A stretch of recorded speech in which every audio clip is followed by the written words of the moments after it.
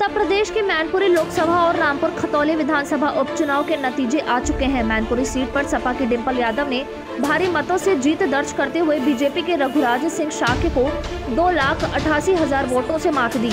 चुनाव के अंतिम राउंड तक दोनों उम्मीदवारों के बीच कड़ा मुकाबला देखने को मिला। हालांकि डिंपल अंत तक लगातार आगे रही। बीजेपी उम्मीदवार रघुराज शाक्य अपना बूथ भी हार गए। मैनपुरी लोकसभा में विधानसभा की 5 सीटें हैं। सदर, किशनी, भोगांव, करहल और जसवंत नगर। पहली बार सपा प्रत्याशी को 5 सीटों पर लीड मिली। 2019 में मुलायम भोगांव से पिछड़ गए थे, जबकि 2022 के विधानसभा चुनाव में भोगांव और सदर सीट सपा हार गई थी।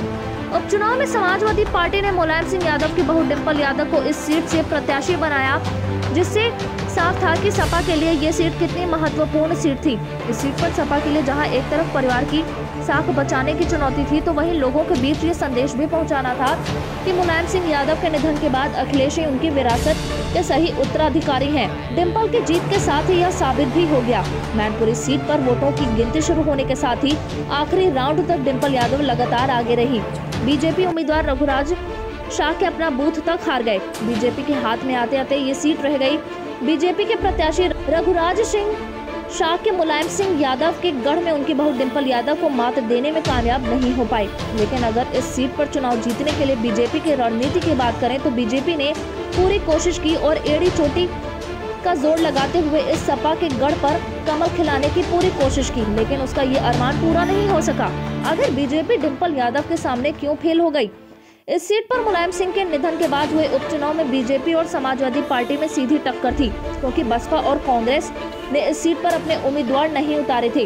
वहीं मुलायम सिंह यादव के निधन के बाद अखिलेश परिवार को न केवल अपने समर्थकों बल्कि तमाम लोगों का समर्थन भी मिला। कहीं न कहीं बसपा और कांग्रेस ने अपने उम्मीदवार न उतार कर सपा को समर्थन दिया। ऐसे में इस सीट पर यादव वोटरों के साथ मुस्लिम और दलित वोटर भी सपा के पाले में चला गया।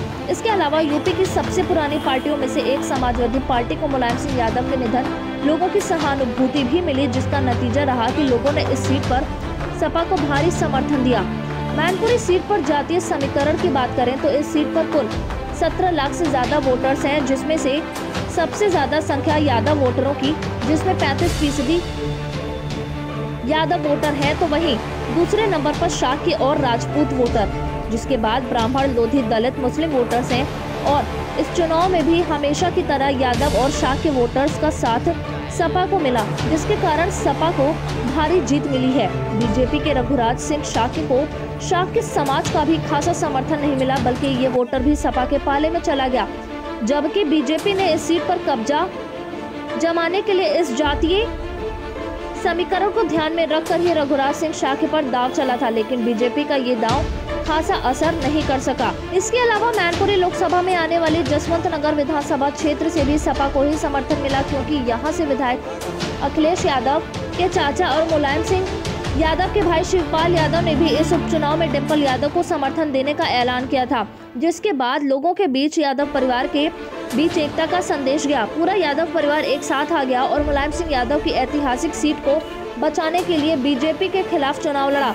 यहाँ तक कि नतीजा ये रहा कि उपचुनाव के नतीजे आते आते चाचा और भतीजे एक साथ आ गए। शिवपाल यादव ने डिंपल की जीत की घोषणा से पहले ही अपनी पार्टी प्रगतिशील समाजवादी पार्टी का सपा में विलय करने का ऐलान कर दिया।